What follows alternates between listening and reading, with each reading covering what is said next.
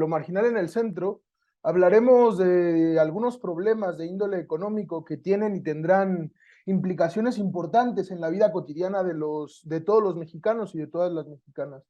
Recientemente, Elon Musk, el magnate de la empresa automotriz Tesla, Andrés Manuel López Obrador, el presidente de la República Mexicana, y de paso, el gobernador Samuel García, anunciaron con bombo y platillo, con mucha euforia, la instalación de una Gigafactory. Esta planta, anunciaron, digo, eufóricos, aumentará, según las indicaciones, hasta en un 15% la producción de autopartes en nuestro país. Parece ser una gran noticia, o por lo menos así nos la venden, pero realmente lo es. ¿Qué implicaciones directas tendrá para, por ejemplo, la repartición de la riqueza y el combate a la desigualdad de nuestro país? Para discutir lo anterior, hoy nos acompañan Vania Sánchez Trujillo. Ella es doctora en Economía por la Universidad Autónoma de Barcelona, es maestra en Economía por el Colegio de México y es directora del Centro Mexicano de Estudios Económicos y Sociales, CEMES, que es uno de los grandes impulsores de este proyecto. Vania, gracias por estar aquí con nosotros hoy. Muchas gracias por la invitación, es un gusto estar aquí.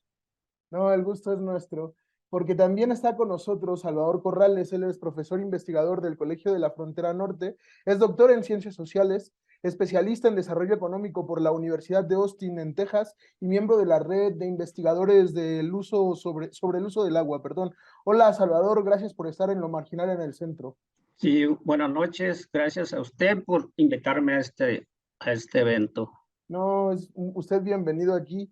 En las últimas semanas, el término nearshoring, que es de lo que trata el programa y tratará el programa, se ha popularizado de manera evidente como una nueva modalidad de organización del trabajo a nivel internacional que acerca la fábrica a los centros de producción, pero para entender el término, para entender la llegada de Tesla a México, para entender las consecuencias y las implicaciones de esta nueva modalidad del trabajo, tenemos a dos importantes economistas.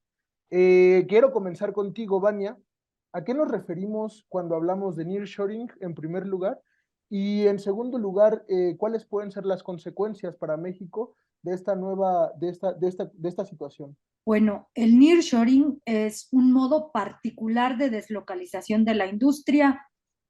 Cuando hablamos de deslocalización, nos referimos a separar una parte del proceso de producción de una mercancía final y que esa fase, esa parte de la producción se instale en otro país.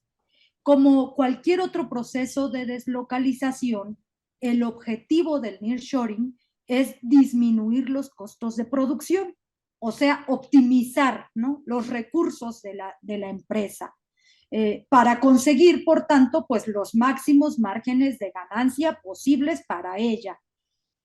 El nearshoring consiste en que en las decisiones de elección del país, esta es la particularidad en relación con el tradicional offshoring, en que en estas decisiones de la elección del país en que se instalarán estos procesos de producción parciales, se pondere la proximidad tanto geográfica como cultural, al país de origen de la empresa matriz.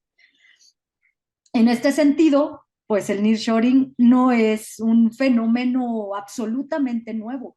Lo conocemos, sabemos cuáles son sus alcances, su impacto en las economías receptoras, que era la segunda parte de tu pregunta. Un poco sabemos que funciona como la maquila tradicional. Son empresas pues que están desconectadas del aparato productivo nacional, que realizan en general operaciones que tienen bajo valor agregado y por ello pues tienen una limitada capacidad para generar un verdadero arrastre de las economías receptoras, un efecto que impacte realmente sobre el desarrollo económico del país receptor. Y en cambio, al contrario, ahondan su dependencia, refuerzan las cadenas económicas del país receptor respecto, pues en general, a las economías del norte global, ¿no? Se le ha querido dar una lectura como si el nearshoring fuera un fenómeno novedoso, porque estaría acentuando la regionalización de la economía, ¿no? pero en realidad este elemento pues no constituye un factor fundamental que haga la diferencia respecto al offshoring tradicional. Yo quiero decir además que el contexto en el que ocurre, en el que este nearshoring ha cobrado auge, es fundamental para entender su papel. Por un lado, pues ha ocurrido como resultado de una guerra comercial que ya tiene varios años, ¿no? Que de Estados Unidos contra China. Es la guerra del imperialismo estadounidense contra un país que empieza a representarle cierta competencia en materia pues económica en general, ¿no? Esto ha provocado pues que diversas barreras pues arancelarias y también otras como de carácter administrativo, pues por las prohibiciones de comercialización, pues implique que algunas empresas hayan costoso mantener la producción que tienen pues en las antípodas, ¿no? Y por otro lado, cómo no, yo creo que sí se ha visto la necesidad de reconfigurar las viejas cadenas de suministro que estaban sobre todo pues que tenían deslocalizada la mayor parte de la producción en el sur global asiático, ¿no? Y las interrupciones a las cadenas de suministros que ha habido en los últimos años, pues ha hecho necesario reconfigurar todas estas cadenas. Estos son los factores en los que el nearshoring ha hallado pues una condición para desarrollarse de manera importante, para tomar auge, etcétera, etcétera.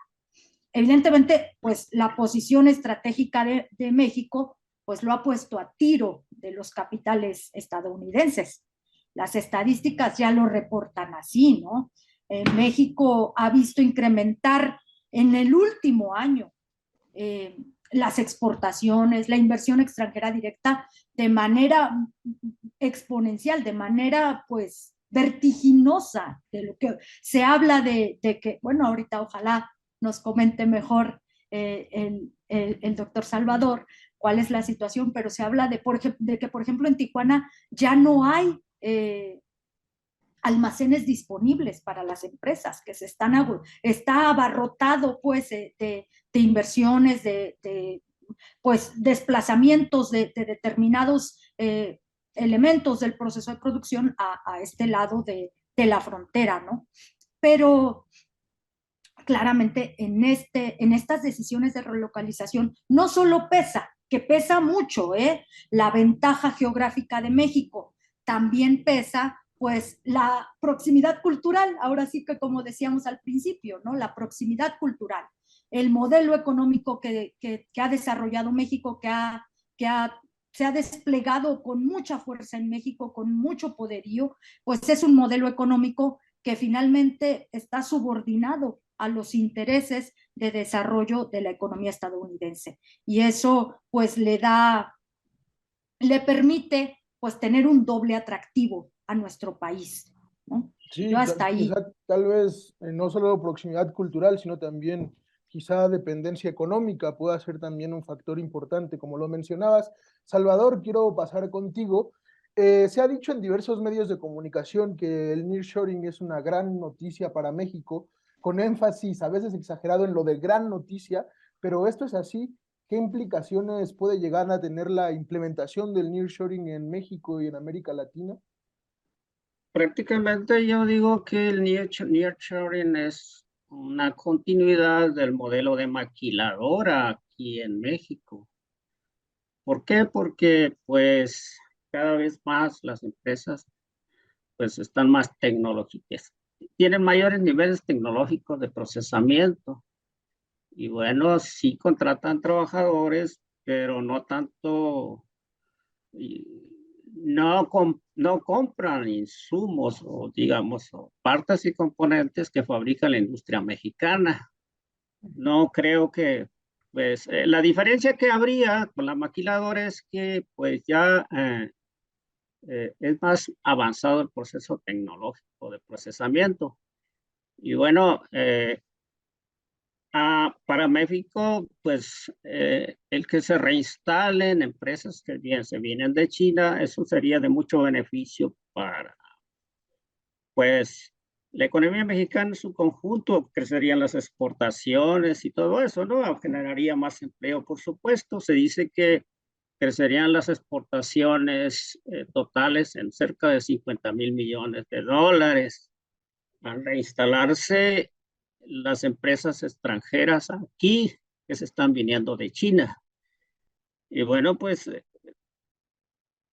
es un avance tecnológico mayor con que operan particularmente la empresa Tesla, que se instalará acá en Monterrey. Se dice que pues, tendrá los más avanzados procesos tecnológicos de fabricación, pero también inducirá o hará que se instalen empresas proveedoras. Se maneja aquí como algunas 15 empresas que están ya en proceso de instalación para proveer a Tesla.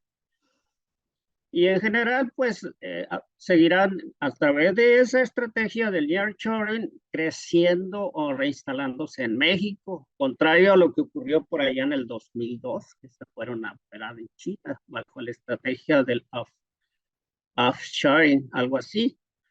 Y bueno, es un beneficio para México el crecimiento de las exportaciones, aun cuando los ingresos en general sean para las empresas transnacionales, ¿no? Porque generan empleo y generan ingresos, pero también ingresos fiscales para el gobierno que le hace mucha falta, ¿no? En algún tipo de impuesto, sobre todo el impuesto al valor agregado lo tienen que pagar las empresas, ¿no? Algunos tipos de impuestos que se cobran por la actividad industrial de las empresas transnacionales tienen que quedarse aquí en el país. No sé si seguramente coincidirán conmigo de que pues la política fiscal mexicana tiene bastantes deficiencias en eso de cobrar impuestos y problemas financieros en el futuro se presentarán precisamente por eso de la mala política fiscal. Y bueno, las empresas esas transnacionales, la Tesla, aparentemente una empresa de productos eléctricos, se vendrá de China, ¿sí? Philips, algo así, se instalará aparentemente en Coahuila, pues generarán impuestos, generarán ingresos por vía de salarios y otros, algunas compras no muy grandes, algunas compras de servicios, y es bueno en general, ¿no? Para la economía mexicana, porque el capital mexicano no logra todavía crecer e invertir de tal manera que pueda hacer crecer la economía mexicana. Entonces, es una nueva estrategia que beneficiará a México por la cercanía al mercado norteamericano. Y eso es como decirlo, para no ser muy larga mi participación, es una ventaja absoluta que tenemos nosotros, o que tiene la economía mexicana, tener al mercado de Estados Unidos muy cerca. Reduce costos de transporte, ¿no? Y para los norteamericanos le reduce ese costo de transporte, pero también salarios, ¿no? Los grandes costos de las empresas son costos de transporte, costos de salarios, ¿no? Y de alguna manera, algún tipo de empresas, el costo de la mercadotecnia. Bueno, en otra oportunidad podría abordar otros temas. Sí, quería pasar a al segundo bloque, sobre todo pues pensando que Tesla es como el inicio de esta andanada, digamos, del nearshoring. Y te quería preguntar, Vania, si es una buena noticia para México la llegada de Tesla y por qué elige el dueño de Tesla, Elon Musk, México como como el lugar a donde expandir esta fábrica. Bueno, lo de buena noticia, pues obviamente, como un poco en la misma línea que respondía hace rato el doctor Salvador. La cuestión, la cuestión es saber exactamente qué ventajas le trae a México y el impacto que tendrá una inversión de esta magnitud, ¿no? Hay efectos, pues, que no podemos pensar que no son buenos, que son absolutamente negativos. Yo lo plantearía así. Por ejemplo, la creación de empleos. Yo creo que en México hacen falta alrededor de 9 millones de empleos. De ese tamaño es el déficit de la creación de empleo en México. Y en efecto, el capitalismo mexicano pues no ha podido ni siquiera disminuir este déficit, porque cada año se agregan a la demanda de empleo alrededor de 400,000 jóvenes. O sea, mientras no se logre abatir pues el déficit y no se logren crear cuando menos una cantidad similar de empleos, 400,000, pues el problema o más bien la creación de empleos por parte de este tipo de capitales, pues no puede ser absolutamente negativo, ¿no? Entonces, los 6,000 empleos que dicen que va a generar esta inversión de Tesla, o hasta los 35,000, ¿no? Que estima Samuel García en sus cuentas alegres, estilo esa anécdota, o no anécdota, no, tampoco es refrán. Bueno, la historia de la lechera y sus cuentas alegres, pues en realidad es una gota de agua dulce en un mar salado, ¿no? Ya decía, son 9 millones de empleos el déficit en México, ¿no? Los 35,000 no son ni siquiera un punto de inflexión que alivie significativamente este problema de México, ¿no? Pero sería una locura decir que no sirven, ¿no? O la inversión de 5,000 millones de dólares. La inversión, pues evidentemente contribuirá al crecimiento de la economía, como lo decía el doctor Salvador. En general eso es positivo, aunque claro, si lo miras más de cerca, que creo que es a lo que nos invita el programa, pues en realidad no es ninguna ventaja para México este crecimiento de la economía, porque la riqueza que genere, pues en realidad irá a parar a los bolsillos de los accionistas de Tesla, de Elon Musk, pues, como ha ocurrido en el caso de la maquila textil o de la maquila automotriz, ¿no? Maquilas, actividades en las que además México siempre aparece entre los primeros lugares, ¿no? Y sin embargo, pues no han significado un mecanismo siquiera tímido para combatir ni los problemas de pobreza ni los problemas de desigualdad que vive nuestro país, ¿no? Lo que sí podemos decir con absoluta certeza es que entonces lo que sí podemos decir pues es que esta inversión no significa ni de lejos que México haya encontrado la ruta para combatir su rezago económico, su rezago tecnológico. Eso es lo que nos quieren hacer creer los gobiernos, tanto el estatal como el federal, ¿no? Incluso Samuel García ha llegado a decir, ¿no? Que ahora Nuevo León va a ser la capital de la industria verde, pero eso no irá en beneficio de la gente de Nuevo León. Claro que no. Esas promesas, las promesas de prosperidad y desarrollo para los países subdesarrollados, ya los hizo alguna vez la globalización y dijo que nos iba a llegar eso a cuenta de liberar la economía. Ya nos las hicieron, esas promesas, y el tiempo ha demostrado que no son ciertas, ¿no? Pensar que ahora sí, que el nearshoring es la solución, no significa primero más que México va a profundizar el modelo económico exportador que ya viene desarrollando. Se va a continuar, ¿eso qué quiere decir?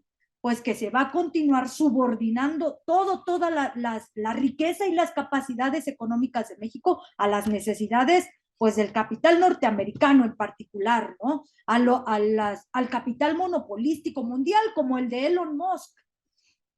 Salvador, quería preguntarte lo mismo, en el sentido en que quizá pudieras esclarecernos de manera continuada cuáles son las razones para la instauración de Tesla en México, cuál puede ser el impacto será positivo o negativo y cuáles pueden ser las consecuencias en Nuevo León, por ejemplo. El impacto será positivo desde el punto de vista económico, a mi juicio, con todo y que pues eh, la cantidad de empleos generados no resolverá el gran desempleo que hay en el país, pero sí será positivo por ese hecho, porque generará empleo e ingresos. Mucha de la población de acá de Monterrey y de Nuevo León los necesita. Quizá no directamente, porque eso va a ser una fábrica altamente automatizada, que aunque dicen por ahí que pues, empleará desde 6,000 a 10,000 trabajadores dentro de la planta, pero sí jalará empresas proveedoras, pues. Y bueno, esa parte positiva de la generación de empleos e ingresos, aunque sean pocos, como es típico de las empresas, empresas transnacionales, inclusive mexicanas, que pagan muy poco. Bueno, de todas maneras, a pesar de ser poco, es un ingreso muy importante para los trabajadores y en cierto modo para la economía mexicana, ¿no? Yo digo que pues solamente en el largo plazo, en la medida que el capital nacional, la economía en su conjunto pueda crecer, se generarán ingresos más altos, ¿no? Ingresos, empleos y, mejor pagados con ingresos más elevados. Sí, pues es muy poca la cantidad es muy poca la cantidad de personas o de gerentes o de trabajadores de alto nivel tecnológico que reciben ingresos, de alto nivel de preparación más bien tecnológico y administrativo que reciben altos ingresos acá en Monterrey. Pero bueno, así es en todo el mundo. Las empresas o los administradores de alto, los grandes gerentes son los que reciben altos ingresos y la gran mayoría son los que reciben, en casos mexicanos, de 4 a 5 salarios mínimos. Y es típico en todo el mundo, así es. Así está distribuida la riqueza. Quiere decir, no se puede pues, resolver ese problema. Solamente se podría en el futuro haciendo crecer la economía. Tenemos una economía subdesarrollada, un país subdesarrollado, difícilmente habrá empleos muy bien pagados, ¿no? Más si son trabajos de tipo técnico, ¿no? Bueno, dentro de los aspectos negativos que hemos estado viendo y discutiendo acá es que con todo y que Tesla no necesitará agua o bien se abastecerá de agua reciclada, pues tendrá efectos colaterales. Las empresas que se instalen para abastecerla demandarán también agua. Sí, y acá hay escasez de agua. Tenemos una sequía tremenda acá en el norte, en Monterrey, que nos pone en aprietos, no solo para consumo humano, sino también para la industria. Y bueno, esa es una parte de los efectos colaterales negativos, si se quiere, de la instalación de Telsa. Esperemos que la sequía no se prolongue mucho. El otro efecto es que crece cada día la contaminación en la ciudad de Monterrey. Y bueno, ¿cómo resolver ese problema de la contaminación en la medida que crecen o que se instalan más empresas, que hay más carros circulando y que inclusive todavía no existe el programa de Hoy No Circula, etcétera, que está en la Ciudad de México, bueno, sobre todo en la Ciudad de México? ¿Cómo resolver esos dos grandes problemas? Yo he pensado, ya lo dije en alguna entrevista, que pues si la instalación de Tesla y de otras empresas proveedoras genera los ingresos para hacerle frente a estos grandes problemas, buenísimo, adelante. Si no, vamos a seguir cada vez de mal en peor en Monterrey. Pero el otro beneficio, lo olvidé comentarlo anteriormente, es que Tesla pues fabricará carros que no consuman combustible, o sea, energías fósiles, y contribuirá en el país para que, bueno, contra el proceso de contaminación, lo que acabo de decir, también ayudaría para eso, ¿no? Que se reduzca la contaminación. El gran problema de este país también es que es un porcentaje muy bajo de la población que puede comprar ese tipo de autos. Ese es el otro gran problema y es un problema económico. Y bueno, ¿qué más pudiera decir en torno a los beneficios y daños que pueda generar Tesla con esa estrategia de instalarse acá en Monterrey? No recuerdo, posiblemente cambiar las currículas o las matrículas de algunas escuelas de ingeniería para crear o formar especialistas en la industria automotriz o gente más capacitada para hacerle frente a los trabajos de las empresas automatizadas. Podría ser. Ya para concluir, esta participación, yo diría que la instalación de Tesla y de otras empresas de tipo electrónico o avanzadas confirma la hipótesis o confirma el fenómeno que se genera en Monterrey de la desaparición o cada vez menos importante las industrias de chimeneas típica de Monterrey que pues producían, todavía se sigue produciendo acero, vidrio, que necesitan mucho combustible, generan contaminación, cemento y plásticos, bueno, también. Son 4 tipos de empresas, le llamo de chimeneas, sí, tremendamente contaminantes, que con este cambio, con la Tesla, tenderían a desaparecer en el del escenario económico, sobre todo del escenario del proceso de industrialización de la ciudad.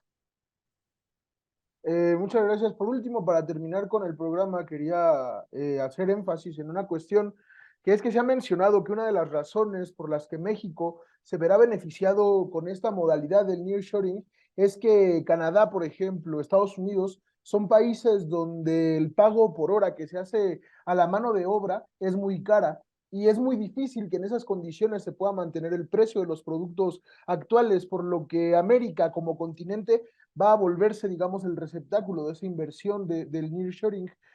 Vania, te quería preguntar si esto es una buena noticia para los trabajadores mexicanos y qué condiciones podemos establecer en el país para que los trabajadores, para que las trabajadoras se vean beneficiados en estas circunstancias. Sí, sí es cierto que actualmente pues es el capital privado el responsable el que tiene la capacidad para generar empleo en general. Toda esa pues campaña a favor del autoempleo, del emprendedurismo, pues en realidad en la práctica pues no ocurre, ¿no? Y los trabajadores en realidad y el capital pues no tienen intereses comunes, tienen intereses contrarios. Es más, son sus intereses irreconciliables, porque finalmente de la riqueza creada, lo que reclame y consiga una parte irá en detrimento de lo que le quede a la otra parte. Esto es así. A vistas de todo mundo, pues este conflicto lo resuelve el Estado, ¿no? Un ente neutral al margen de los intereses de unos y otros.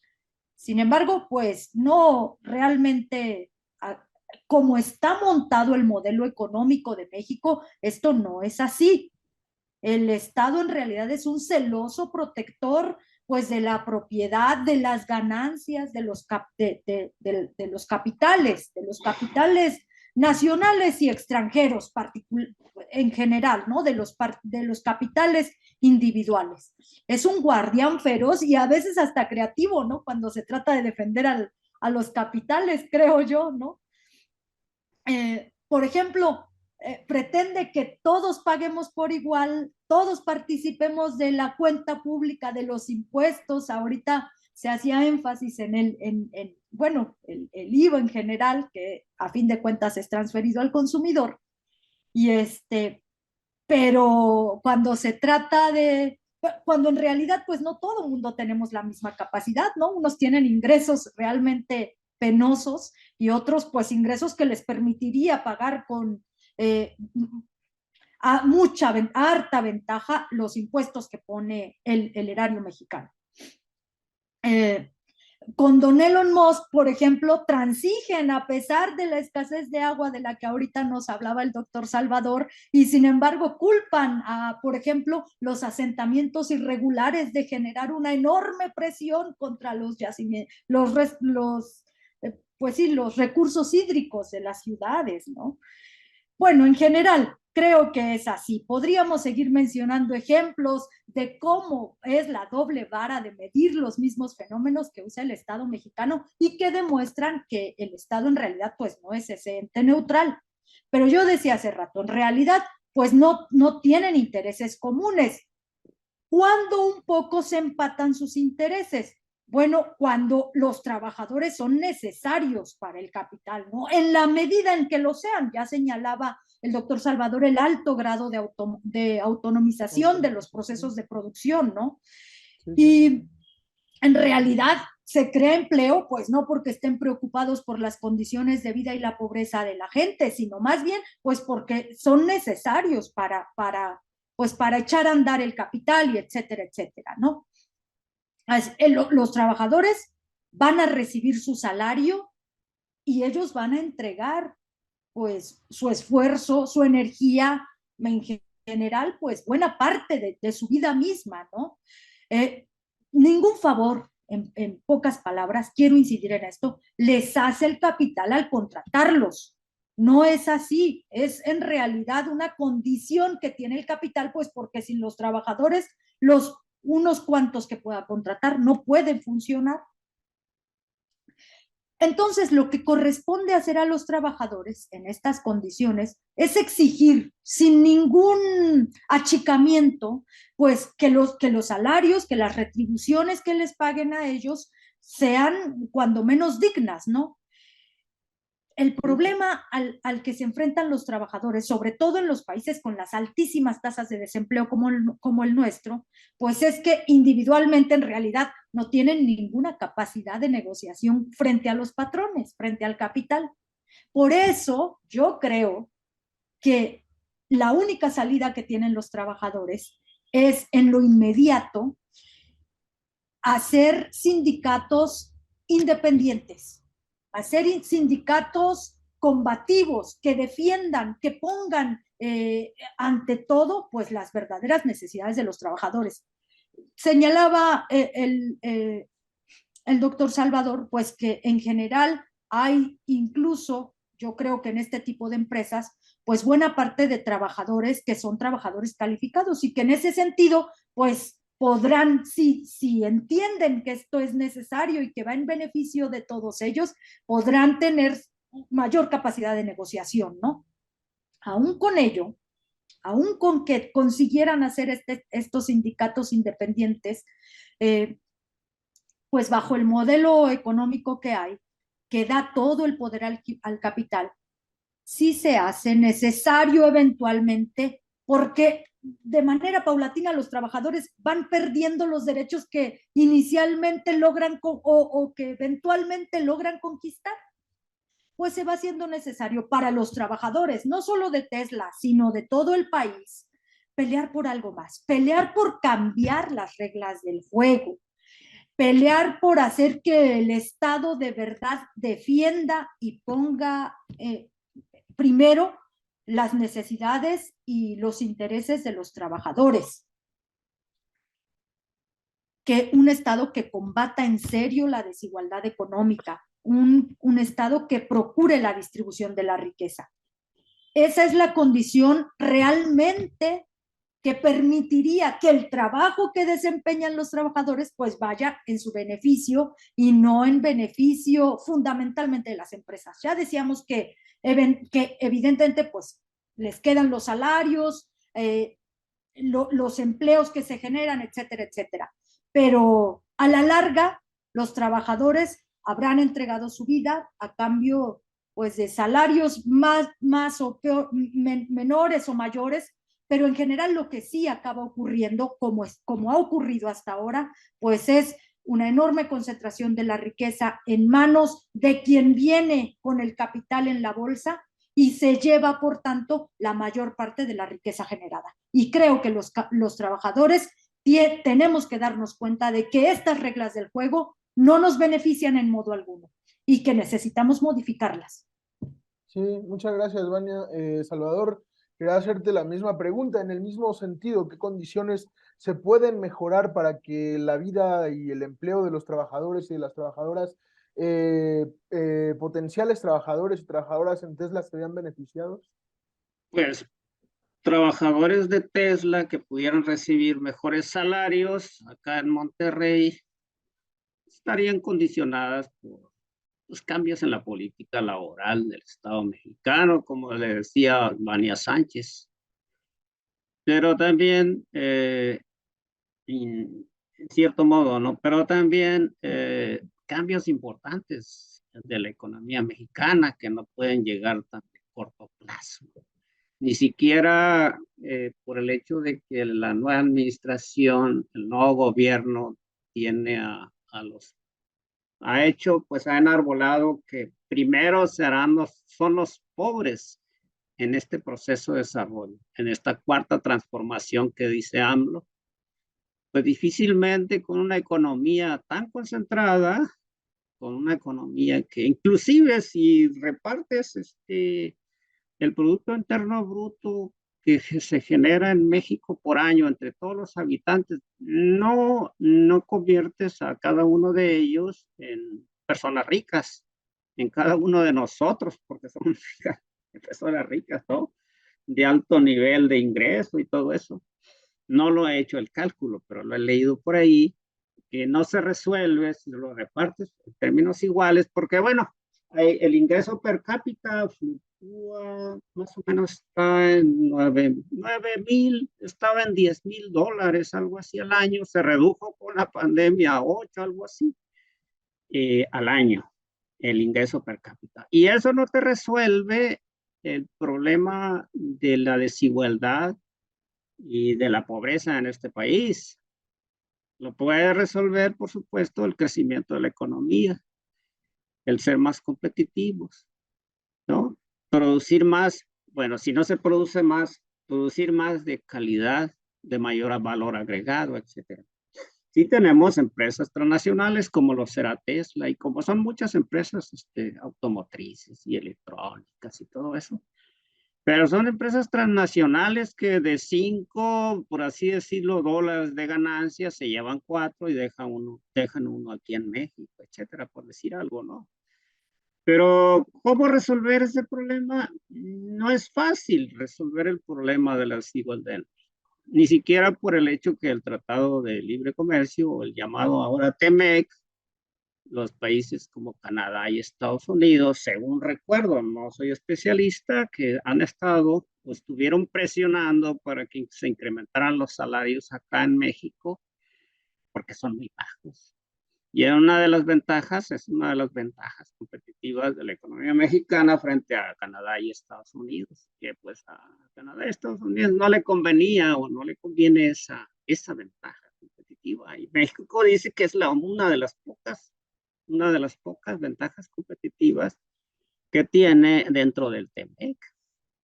Pero si el TEMEC se aplicara, si se respetara eso, ¿no? Que se incrementaran los salarios, más todavía de lo que incrementó este gobierno, se ayudaría un poco más a resolver este problema de la pobreza en el país y de la gran desigualdad.